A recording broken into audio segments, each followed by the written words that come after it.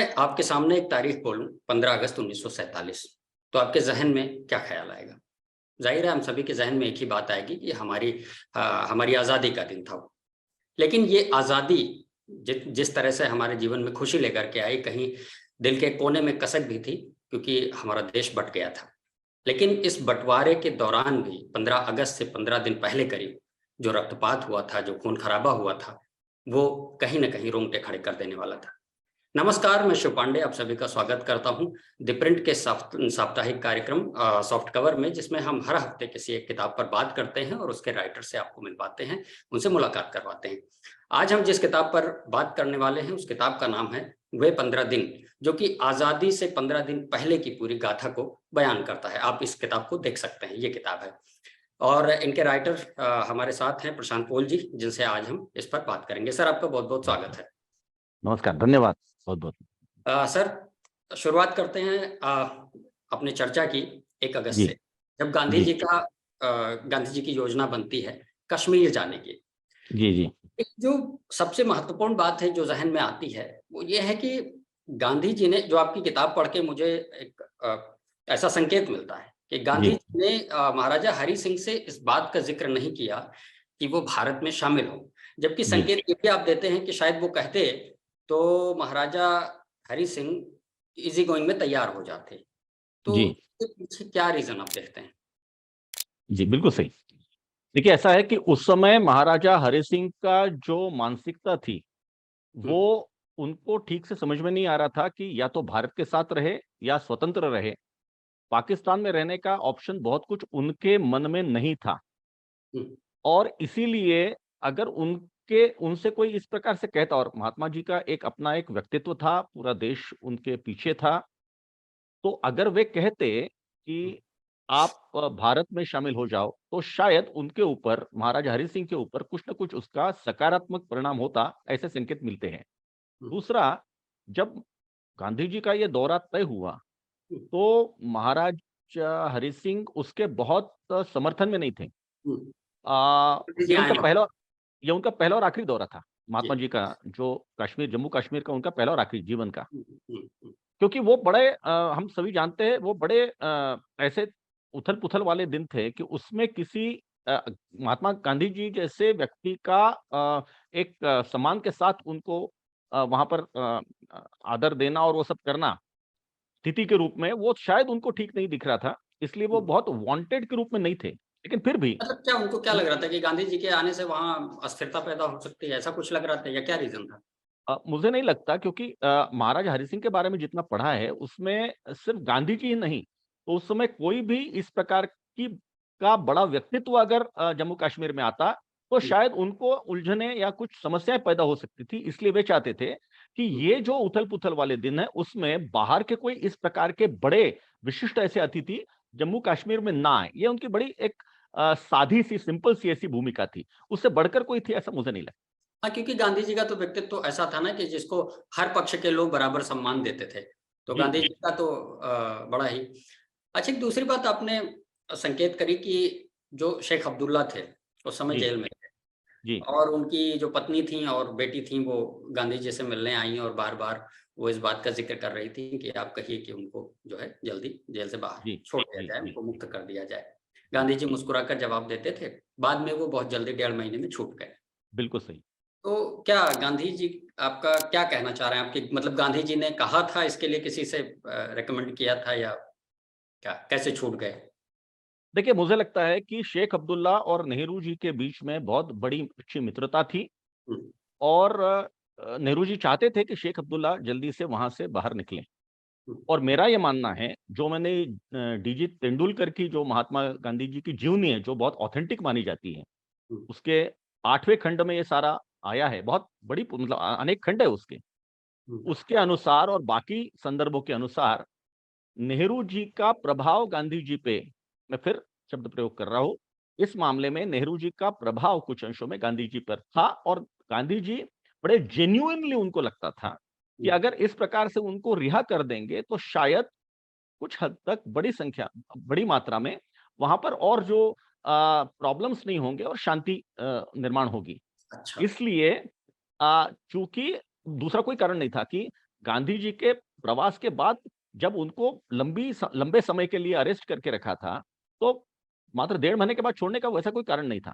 तो हम्म, गांधी जी ने निश्चित रूप से पैरवी की होगी कि शेख अब्दुल्ला को छोड़ा जाए और उसी के बाद शेख अब्दुल्ला 1.5 महीने के बाद छूटे, ऐसा मेरा मानना है।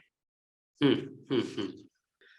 सर, आते हैं 1937 पर, जी, जब बंगाल में शरद चंद्र बोस ने नेहरू जी को सजेस्ट किया कि हम कृषक प्रजा पार्टी के साथ मिलकर के कांग्रेस सरकार बना ले। बराबर। नेहरू जी ने उसको नहीं माना, अनसुना कर दिया। हुँ, तो उसने मुस्लिम लीग के साथ मिलकर के सरकार बना ली। बराबर। आपकी पुस्तक से ऐसा संकेत मिलता है कि उसकी वजह से बाद में दिक्कतें जो आई सारी, वो उसी की वजह से आई, क्योंकि धीरे-धीरे कांग्रेस का बेस घटता गया बंगाल में, और इस बात को लेकर के शरद चंद्र बोस क्षुब्ध भी थे। तो निश्चित आप रूप से। तो आपको लगता है कि अगर सरकार बना लेती कांग्रेस, तो क्या इतिहास कुछ और होता? हाँ, बिल्कुल, मैं ऐसा मानता हूँ। इसका कारण देखिए आप, इसके पीछे मतलब 1937 के बाद के जो घटनाक्रम हैं, उसमें अगर आप देखेंगे कि 1945 में भी जो चुनाव हुए, क्योंकि इस चुनाव ने एक प्रकार से बेस तैयार किया हुँ, और वो बेस में जब अ, मुस्लिम लीग सत्ता में आ गई, तो उसके बाद वो बलवती होती गई। हुँ, 1945 के जो इलेक्शंस हुए उस समय असेंबली कहते थे, मतलब विधानसभा आज के इसमें भाषा हुँ, में, हुँ, हुँ, उसके जो इलेक्शन हुए उसमें उसके बाद तय क्या हुआ? तय ये हुआ 1947 के विभाजन में 3 जून को जो बैठक हुई, हुँ, उसमें तय ये हुआ कि जिन-जिन प्रांतों में मुस्लिम लीग की सरकार है, वो प्रांत पाकिस्तान के साथ जाएँगे, जिन प्रांतों में कांग्रेस की सरकार है, वो प्रांत भारत के साथ जाएँगे और हुँ, जहाँ पे ऐसा लगता है कि बहुमत पूर्ण नहीं है, उनका विभाजन होगा। हुँ, अगर मान लीजिए उस समय बंगाल में कांग्रेस की सरकार होती, तो ये प्रश्न ही नहीं उठता विभाजन का। एक प्रकार से जो फ़ॉर्मूला तय किया गया था, उस फ़ॉर्मूले के अनुसार। हुँ, तो फ़ॉर्मूला अगर बनता है और इसीलिए मैंने बाद में इसका ज़िक्र किया है कि नॉर्थ वेस्ट फ्रंटियर प्रोविंस जो गया है, वो नेहरू जी के कारण गया है, हुँ, क्योंकि उसमें कांग्रेस का पूर्ण बहुमत था। खान अब्दुल गफ्फार खान, ये जो भाई साहब थे, हुँ, वो वहाँ के मुख्यमंत्री थे हुँ, और उनका पूरा मत अभिमत ये था कि हमें तो भारत के साथ ही रहना है हुँ, और फ़ॉर्मूला के अनुसार भी वो भारत के साथ रहने वाले थे। हुँ, लेकिन नेहरू जी ने कहा कि नहीं, चूँकि वहाँ पे मुस्लिम आबादी बहुमत में है, तो वहाँ पे जनमत किया जाए, रेफरेंडम होना चाहिए। हुँ, उसका कार्यकारिणी में विरोध हुआ। सरदार पटेल ने विरोध किया, हुँ, बाकी लोगों ने विरोध किया, लेकिन नेहरू जी अड़े रहे हुँ, और आप सब जानते हैं कि वो रेफरेंडम हुआ, रेफरेंडम का निर्णय सभी जानते हैं। उसके बाद कांग्रेस ने उससे बीच में बहिष्कार किया और बाद में खान अब्दुल गफ्फार खान जो कहते हैं कि हमें तो तश्तरी में एक प्रकार से पूरा जो नॉर्थ ईस्ट फ्रंटियर प्रॉविंस है, जो अभी खैबर पख्तूनख्वा जिसे कहते हैं, वो तो तश्तरी में डालकर नेहरू और गांधी जी ने पाकिस्तान को दे दिया और हमें कुत्तों के सामने डाला। ये खान अब्दुल गफ्फार खान के वक्तव्य है, उनका जी, कहना है। हुँ, तो मेरा कहना ये है, उसके साथ ये बंगाल का जुड़ा इसलिए मैंने ये इसका वाकया किया कि एक आधार बनता है विभाजन का, तो जो आधार था कि वो असेंबली में किसका बहुमत आया है। तो अगर 37 के चुनाव में अगर इस प्रकार का कांग्रेस ठीक से अगर अपने चालें चलती, मुस्लिम लीग को सत्ता में नहीं आने देती, हुँ। तो शायद इतिहास कुछ और होता और अगर कांग्रेस की सत्ता होती, तो बंगाल के विभाजन का प्रश्न ही नहीं उठता। अच्छा, इस पूरे वाक़यात के दौरान आरएसएस की क्या भूमिका थी इसमें पूरा? मतलब वो किस तरह से एक्ट कर रही थी? अ, मैंने इसमें बड़ा विस्तार से दिया है और ये जब पुस्तक प्रकाशित हुई, इसकी 6 भाषाओं में अनुवाद हुआ है हुँ, और मतलब 6 भाषाओं में आज प्रकाशित है, 2 भाषा में और आ रही है। हुँ, अनेक को जो मुझे फीडबैक मिला, जो प्रतिक्रियाएँ मिली, सब में लोगों ने ये कहा कि उस समय संघ का आरएसएस की इतनी ताकत थी, उनको नहीं मालूम था। हुँ, उसके बारे में कई लोगों ने लिखा है, मैंने अपने संदर्भ सूची में भी उसके बारे में दिया है, क्योंकि उस समय संघ बहुत ज़्यादा प्रचार में नहीं था और उसके बाद जो संघ पर पाबंदी लगी, प्रतिबंध लगा गांधी जी के झूठे हत्या के झूठे आरोप में, उसके कारण वो सारे जो डॉक्यूमेंटेशन सब कुछ था, वो भी चला गया। लेकिन लेकिन इसमें महत्वपूर्ण बात ये है कि पूरे सीमावर्ती क्षेत्र में विशेषकर उत्तर-पश्चिम जो सीमा है मतलब उत्तर-पूर्व की जो सीमा है सॉरी हुँ। उत्तर-पश्चिम की जो सीमा है, उस सीमा पर संघ की ताकत ज़्यादा थी, तुलना में बंगाल में कम थी। अच्छा, क्यों? लेकिन अ, इस सीमा पर विशेषकर पंजाब में, सिंध में संघ की ताकत बहुत अच्छी थी और इसीलिए संघ ने अनेक लोगों के जीवन बचाए हैं। अनेक लोगों को सुरक्षित रूप से भारत में लाया है। अनेक हिंदू सिख भाइयों को, बहनों को अलग से यहाँ पे लाया है। और मैंने जो उसमें रखने का प्रयास किया है कि 15 दिनों में जब पूरा सारा देश एक टर्मोइल, मतलब एक उथल-पुथल चल रहा है, बहुत बड़ा संघर्ष चल रहा है, रक्तपात चल रहा है, उस समय सीमावर्ती क्षेत्रों में जाकर वहां की हालत देखने की हिम्मत, साहस किसमें थी? हम्म, तो संघ के जो सरसंघ चालक, तत्कालीन सरसंघ चालक थे श्री गुरुजी, वे वहां पर 5, 6, 7, 8 4 दिन उन्होंने सिंध प्रांत का दौरा किया है और हम्म, वो जमीन से वहां पर गए हैं, जबकि वहां पे बहुत ज्यादा संघर्ष चल रहा है। कराची में तो ठीक है, उस समय कराची एक प्रकार से अघोषित राजधानी है पाकिस्तान की, राजधानी थी पाकिस्तान की, वहां सारा जो ट्रांसफर ऑफ पावर वगैरह का सब कुछ था कराची में हुआ। लेकिन कराची से हैदराबाद, सिंध का हैदराबाद में जाते समय रास्ते में तो बहुत ज्यादा ग्रामीण क्षेत्रों में दंगे हो रहे थे, हैदराबाद में दंगे हो रहे थे, लेकिन वहां पर भी वे गए। और इस सारे परिदृश्य में अगर हम देखें तो उस समय के सबसे मजबूत पार्टी पूरे देश की कौन सी थी? तो कांग्रेस थी। हम्म, पूरे विभाजन में कांग्रेस की भूमिका क्या थी? तो कांग्रेस के कहा, मतलब मैं बहुत ढूंढा, मैंने बहुत प्रयास किए कि कहीं तो भी मुझे कांग्रेस ने इस विभाजन में लोगों को बचाने के लिए, सुरक्षित रूप से भारत में लाने के लिए कुछ कैंप्स, कुछ ये क्या क्या प्रयास किए, मैं सही कहूं मुझे नहीं मिले।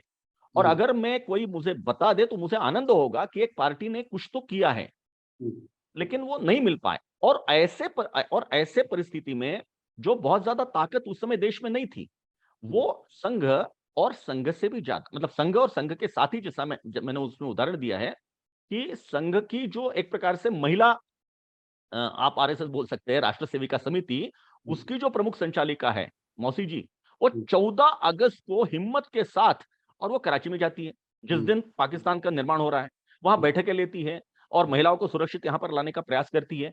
ये हम्म, इतिहास में आता ही नहीं है।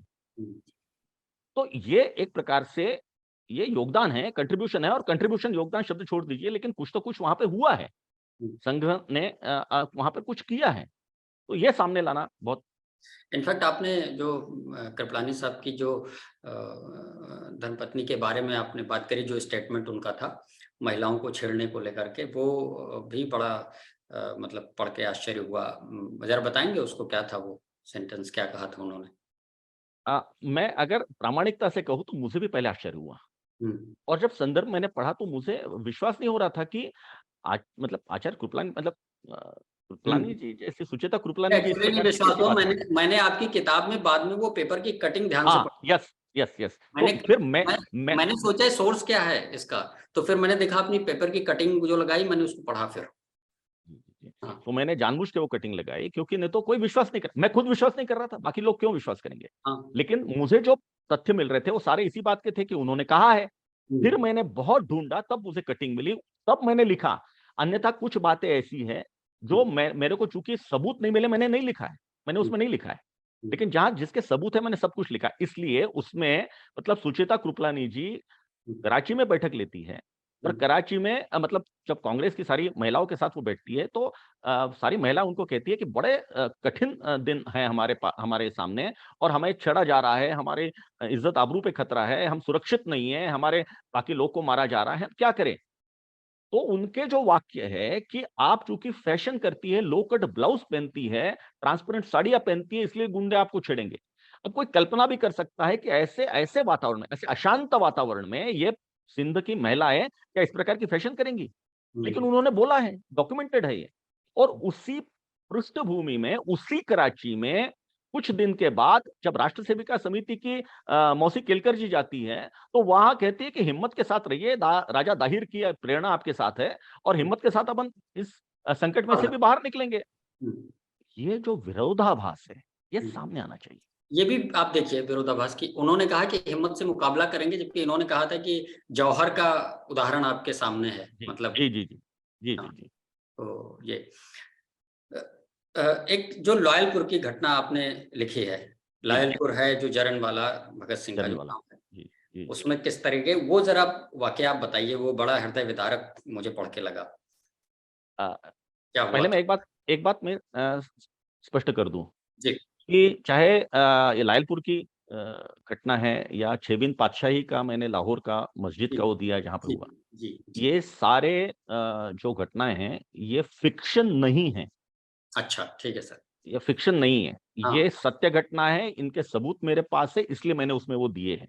हम्म, और लायलपुर में जिस प्रकार से एक सिख परिवार है हम्म, और जिनके ऊपर इस प्रकार का आक्रमण होता है, सारे लोग उनको घेर कर अच्छा, दूसरी और एक बात महत्व की है कि वहाँ पर कई लोगों को बड़े जेन्युइनली प्रामाणिकता से यह लगता था कि विभाजन तो होने ही नहीं वाला, और अगर विभाजन हो गया, तो ये हिस्सा चूंकि यहाँ पे हिंदू सिखों की संख्या ज्यादा है, व्यापार उनके हाथ में है, व्यापार का प्रतिशत उनके हाथ में, इसलिए मैंने वहां पे टैक्स के आंकड़े दिए, अगर आपने पुस्तक में देखा होगा कि कितनी टैक्स का परसेंट? परसेंटेज हिंदू सिखों का कितना है और हम्म, मुस्लिमों का कितना है। हम्म, उद्योग व्यापार हिंदू सिखों के कितने हैं और मुस्लिमों के कितने हैं, हम्म। बहुत अंतर है, एक बहुत ज्यादा अंतर पाँच है।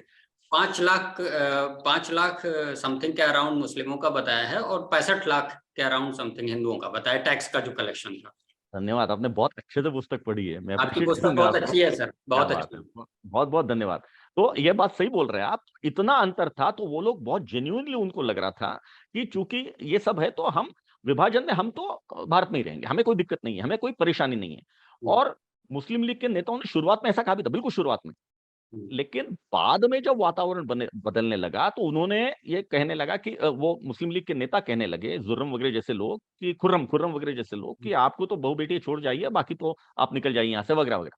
तो हम्म, उसमें वो सिख परिवार के घर में जिस पद्धति से सारे मुस्लिम नेशनल गार्ड, अच्छा मुस्लिम नेशनल गार्ड, ये जो शब्द प्रयोग आता है, ये मुस्लिम लीग का एक आउटफिट था, उनका ध्वज, उनका वो सब सब कुछ वैसा था। लेकिन मजेदार बात, मैंने जितने लोग से पूछा है, जितने लोग की प्रतिक्रिया आई, उनमें से लगभग 95% लोगों ने कहा कि मुस्लिम नेशनल गार्ड नाम का कोई संगठन था, कोई ये था, ये मालूम ही नहीं, ये शब्द ही मालूम नहीं था। अच्छा। तो ये पूरे मतलब इतिहास में एक प्रकार से अगर कुछ वर्षों के बाद तो विलुप्त हो जाता। हाँ, तो ये इतना टेररिस्ट एक प्रकार से सबसे हाँ, ज्यादा हाँ, जो आतंकी गतिविधियां की, तो मुस्लिम लीग ने मुस्लिम नेशनल गार्ड के नाम से की है। हाँ। तो मुस्लिम नेशनल गार्ड के लोग आते, शहीद हारून का जिक्र आपने शहीद हारून, उसका फोटो दिया मैंने, और वो फोटो शहीद दिया हारून था। का फोटो है, हम्म, वो शहीद हारून का फोटो है। 19 साल का लड़का। आप और रिसर्च कर सकते हैं, लेकिन वो उसका फोटो है। हम्म, इन लोगों ने जब वहां पर आक्रमण किया, तो सिखों ने, सिख परिवार ने जिस प्रकार से और उसका प्रतिकार किया, लेकिन चूंकि संख्या में बाकी मुस्लिम ज्यादा थे, वो गुंडे सारे ज्यादा थे, हम्म, तो उन्होंने जलते हुए बाण जैसे, मतलब ये पत्थर, और वो घर के अंदर फेंके, तो जब घर जलने लगा तो उनको बाहर निकलना मजबूर हो गए। उनकी जो मतलब सारी घर की महिलाएं हैं, वे महिलाएं अ, उनको बहुत मतलब मारी गई। कुछ लोगों को मुस्लिम भगा कर लेकर गए, और कुछ दो तो महिलाएं बेचारी कहाँ है वो पता नहीं। ऐसे अनेक, ये सिर्फ प्रातिनिधिक मैंने लिया है, ऐसे बहुत किस्से थे, लेकिन इसी से अगर मैं भर देता तो वो वही वही होता। इसलिए मैंने कुछ प्रातिनिधिक रूप से लिया है। और हम्म, अगर आपको याद होगा, तो मैंने एक और उसमें, किस्सा शब्द गलत है, घटना ली है मैंने। हम्म, वो घटना एक आबकारी इंस्पेक्टर की है, हम्म। जो वहां से लाहौर से निकलना चाह रहा है, उसने विद्वान, सारी ट्रक, विद्वान। क्या बात है जी, वेदवान। तो उसने अपना सारा सामान अपने ट्रक में भरा है, उसका ड्राइवर मुस्लिम है, वो इतने वर्षों से मुस्लिम ड्राइवर के साथ है, तो उसका लगा कि ये ड्राइवर सब अपना व्यवस्था कर देगा। उसने उसी को कहा है कि आप सामान भरने के लिए अपने सारे लोग लेकर आइए। हम्म। वो ड्राइवर लोग जहाँ लेकर तक आता मैं है। याद कर पा रहा हूँ सर, वो इंस्पेक्टर नहीं थे, वो डायरेक्टर जनरल एक्साइज थे शायद। डायरेक्टर जनरल थे एक्साइज के, बिल्कुल सही, बड़े डायरेक्टर अधिकारी जनरल, थे। बिल्कुल सही। तो वो सारे भरते हैं वहां पे, सामान भरते हैं ट्रक में, और जैसे ही भरते सब कुछ होता है, ये बाहर निकलने को जाता है, तो गुंडे उसकी पत्नी को भगा लेकर जाते हैं और इसको मार देते हैं वहीं पे। पत्नी के पत्नी को सामने मारा इसको जाता। मारा जा रहा है, और पत्नी को भगा रहे, ट्रक के साथ बिठाकर पत्नी को लेकर जा रहे हैं। वो तो सौभाग्य है कि उसकी दो लड़कियां जो है, हम्म, वो भागने में सफल हुई, और हम्म, उसके बाद लड़कियों ने उसके ऊपर लिखा है। हम्म, और ये भी मतलब ये तथ्यात्मक है कि पूरा, ये सारे हम्म, इसके रिकॉर्ड है, सब कुछ इसका सबूत है। हम्म। तो ऐसी अनेक घटनाएं हैं, उसमें कुछ प्रातिनिधिक घटनाओं का मैंने इसमें समावेश किया है। हम्म। अच्छा सर, एक घटना वो क्या था, वो डॉक्टर खरे का जो गांधी जी ने इस्तीफा के लिए कहा था और फिर वो लेटर लेके नाभा खरे, भागे, वो बड़ी इंटरेस्टिंग लगी, वो जरा बताइए आप। और नाभा खरे हाँ, नाभा खरे मूलतः कांग्रेस के थे, हाँ, और जो उस समय मध्य प्रांत था, उस समय ग्वालियर इंदौर मिलाकर एक मध्य प्रांत था, ग्वालियर उसकी राजधानी, तो वहां के वो मध्य प्रांत के मुख्यमंत्री थे, कांग्रेस के मुख्यमंत्री थे। हाँ, लेकिन कांग्रेस का मुस्लिमों का अपीसमेंट उनको पसंद नहीं था, हाँ, इसलिए वो हिंदुओं के समर्थन में, या एक देश के समर्थन में, कि इस प्रकार से अपीसमेंट कांग्रेस ने नहीं करना चाहिए, इस हाँ, प्रकार से लगातार वो वक्तव्य देते थे, कह रहे थे, बात कह रहे थे। तो गांधी जी ने उनको कहा कि नहीं, आपको तो इस्तीफा देना चाहिए। हम्म, तो वो वर्धा में उनसे मिलने के लिए गए हाँ, और उन्होंने कहा कि देखिए ऐसा है कि मेरे पास तो ड्राफ्टिंग क्या है वो मुझे नहीं मालूम अच्छे से, आप हम्म, अगर लिख दे तो मेरी कृपा हो जाएगी। हम्म, गांधी जी को लगा बहुत, अब गांधी जी इस मामले में कई बार इनोसेंट भी रहते थे, तो हम्म, उन्होंने अपने हाथ से व्यवस्थित उनका उनका नाम लिखकर उसमें हम्म, नाभा खरे हम्म, ऐसा नाम लिखकर कि मैं मुख्यमंत्री का इस्तीफा देता हूं वगैरह अपनी हैंडराइटिंग में वो उनको लिख के दिया कि ये ड्राफ्ट है, हम्म, इसमें आप बना लो इस्तीफा। हम्म। जैसे ही हाथ में लगा तो वो ये डीजी तेंदुलकर की जो गांधी जी की जीवनी है उसमें भी उसका उल्लेख है। अच्छा। डम्बल स्पोर्ट नाम का नाभा खरे जी ने जो लिखा है उसमें तो है, हम्म, डीजी तेंदुलकर का है उसमें भी है, उसमें हम्म, विस्तार से नहीं है, हम्म, लेकिन नाभा खरे जी ने अपने दम्बल स्पोर्ट नाम के पुस्तक में इसको विस्तार से दिया है और हम्म, बाद में एक दो और पुस्तकों में इसको विस्तार से दिया है। हम्म, तो वो जैसे ही हाथ में आया वो लेकर भागने लगे। गांधी जी के शब्द उस उन्होंने दिए, अरे कहाँ भागता है, कहाँ भागता है। हम्म, ये जो भागे वहां से सीधे नागपुर में गए, नागपुर में प्रेस कॉन्फ्रेंस की, पत्रकारों को दिखाया कि देखिए ये महात्मा गांधी जी मुझे अपने हाथों से लिखकर कह रहे कि इस्तीफा दे दो, ये इनकी हाँ, तानाशाही है। हम्म, इस प्रकार से उन्होंने दिखाया, एक्सपोज किया उनकी भाषा में गांधी जी को। हाँ, हाँ। तो ये बड़ा अच्छा, इंटरेस्टिंग था। अच्छा सर, नेहरू जी ने क्यों यूनियन जैक का जो झंडा था वो फहराने पर राजी हो गए थे कुछ खास खास तिथियों पे? ये बात मतलब क्या रीजन था इसके पीछे? आजादी मिलने के बाद भी। ये भी एक बहुत अच्छा मुद्दा आपने उठाया, बहुत अच्छा। और ये कोई दुर्भाग्य से लोग के सामने नहीं आता, ये हाँ, लोग जानते नहीं, बहुत बहुत ज्यादा हाँ, नहीं जानते हैं। बहुत। मतलब आप देखिए कि अब उसमें दोनों का व्यक्तिमत्व दिखता है, दोनों इसका तीनों का व्यक्तिमत्व, तो मैं थोड़ा तीनों को एक्सप्लेन कर दीजिए कि इसका मतलब बिल्कुल क्या हुआ? हाँ। बिल्कुल मैं एक्सप्लेन करता हूँ। हम्म, इसमें तीन व्यक्तिमत्व है, हम्म, एक लॉर्ड माउंटबेटन है, एक हम्म, नेहरू है, एक जिन्ना है। हम्म, लॉर्ड माउंटबेटन 5 अगस्त को नेहरू जी को पत्र लिखते हैं हम्म, कि 15 अगस्त के मतलब 15 अगस्त के साथ ही हम्म, ये हमारे 12 दिन ऐसे हैं जिसमें क्वींस बर्थडे है, किंग्स बर्थडे है और इंग्लैंड से संबंधित बहुत अलग अलग दिन हैं। उन दिनों में आप सरकारी कचहरी में हम्म, यूनियन जैक फहराइए, हम्म, ऐसा नेहरू को पत्र लिखते हैं। हम्म, वही पत्र वो जिन्ना को भी लिखते हैं। हम्म, जिन्ना फाड़कर टोकरी में डाल देते हैं, हम्म, नेहरू जी उसका उत्तर देते हैं। जिन्ना ने उत्तर नहीं दिया है, नेहरू हम्म, ने उत्तर दिया है। हम्म, नेहरू जी ने उत्तर दिया है कि मैं क्षमा चाहता हूं कि मैं 15 अगस्त को तो संभव नहीं होगा हम्म, कि यूनियन जैक फहराना, हम्म। लेकिन 15 अगस्त अच्छा को नहीं हम लगेगा। जो लंदन का इंडिया हाउस है वहां पे फहराएंगे यूनियन हाँ, जैक साथ में, हाँ, फहरा तिरंगे सकते। के साथ। हम्म, और उसके बाद बाकी सारी आपकी जो दिन थे उसमें हम तिरंगा मतलब यूनियन जैक फहराएंगे तिरंगे के साथ। हम्म, अब यहीं पे कहानी खत्म नहीं होती। हम्म, उसके बाद उसके उत्तर में हम्म, जो माउंटबेटन ने पत्र लिखा है वो भी सारा डॉक्यूमेंटेड है, पब्लिक डोमेन में है। हम्म, माउंटबेटन कहता है कि धन्यवाद, आपने मेरी बात को स्वीकार किया कि आप बाकी दिनों में कराएंगे, लेकिन मेरा अनुरोध ऐसा है कि इस वर्ष ना सही, अगले वर्ष से 15 अगस्त को भी आप यूनियन जैक कराइए। हम्म, अप्रोच देखिए उसकी, वो जी, जी। अपने देश के साथ बहुत ज्यादा कटिबद्ध है, बहुत ज्यादा समर्पित है। हम्म, और नेहरू जी देखिए उनकी ये मानसिकता गुलामी की मानसिकता है कि हम्म, ठीक है यूनियन जैक फहरा देंगे। आप देखिए मतलब कष्ट बहुत इसलिए होता है कि जिस यूनियन जैक को उतारने के लिए अनेकों ने गोलियां खाई, हम्म, मतलब अनेक वर्णन ऐसे आते हैं कि वो यूनियन जैक उतार रहा है और उसको गोली मारी है। हम्म, हकीकत है, ये कोई घटना नहीं, मतलब कोई किस्से नहीं है। हम्म, और ऐसे यूनियन जैक जो कि यहां से निकल जाना चाहिए, वो गुलामी की निशानी को हम सरकारी कचहरी में फहराने के लिए अनुमति दे रहे हैं और 2-3 अवसरों पर फहराया गया। हम्म, ये बहुत मतलब गलत बात थी। हम्म, ये सामने आनी चाहिए ऐसा मुझे लगता है। हम्म। हाँ, ये थोड़ा अजीब तो है।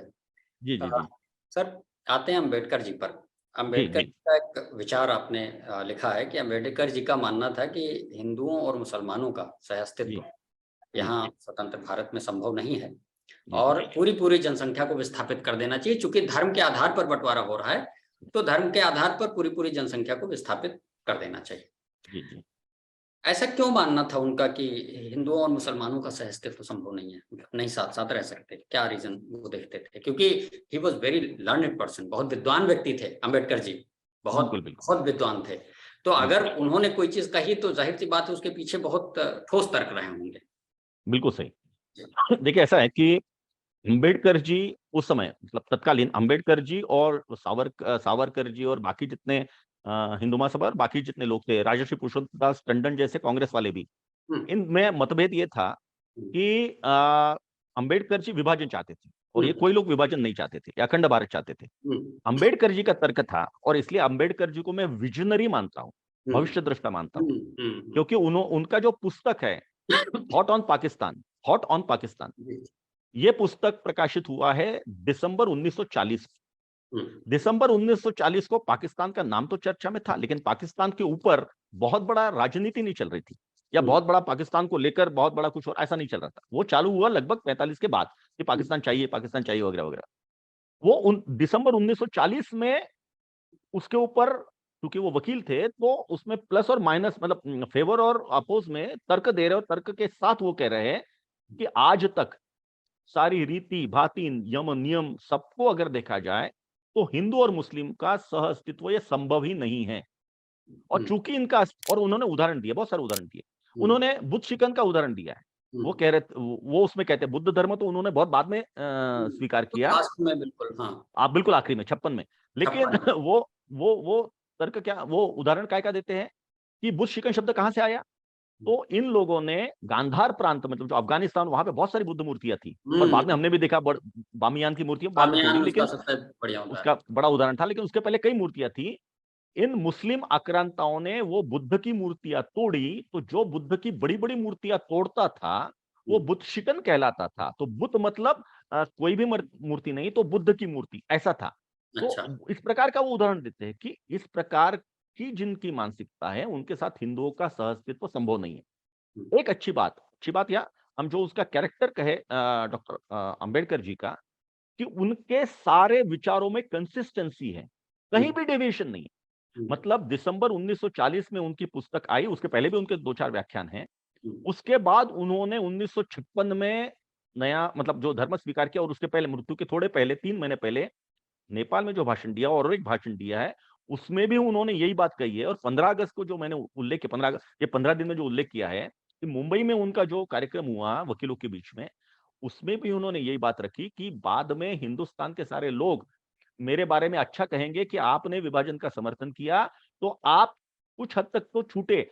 और उन्होंने मुसलमानों के लिए शाप शब्द का प्रयोग किया, शाप, हम्म, कर्स कर्स। हम्म, उनका कहना है कि ये विभाजन होने के अभिशाप। कारण, अभिशाप, अभिशाप, कि ये जो अभिशाप है, ये अभिशाप हिंदुस्तान पे से कुछ हद तक गया। लेकिन बात के सारे भाषणों में, तो स्वतंत्रता के बाद के सारे भाषणों में वो कहते हैं कि ये बात अच्छी हो गई विभाजन, लेकिन विभाजन जिन टर्म्स पे होना चाहिए था, जैसा आपने ठीक कहा कि धर्म के आधार पे अगर बंटवारा हुआ है, जो हम्म, अंबेडकर जी का पहले से था, तो हम्म, धर्म के आधार पर बंटवारा होना चाहिए, हम्म, जनसंख्या की पूरी अदला बदली होनी चाहिए। हम्म, वो नहीं हुई, इसलिए भारत में समस्याएं बनी रहेंगी। ये सारे भाषणों में वो कह रहे हैं। कहते रहे। जी। ठीक है सर, तो ये हमारी चर्चा थी प्रशांत पोल जी से, जिन्होंने आज़ादी के 15 दिन पहले के क्या स्थितियां थी और कैसे कैसे उस समय हम किस दौर से गुजर रहे थे, 1 अगस्त से 15 अगस्त के बीच, उस पर एक चर्चा ये हमारी रही। तो इसी के साथ हम इस हफ्ते का अपना ये साप्ताहिक कार्यक्रम सॉफ्ट कवर खत्म करते हैं। अगले हफ्ते हम फिर किसी एक खास किताब के साथ आपके सामने उपस्थित होंगे।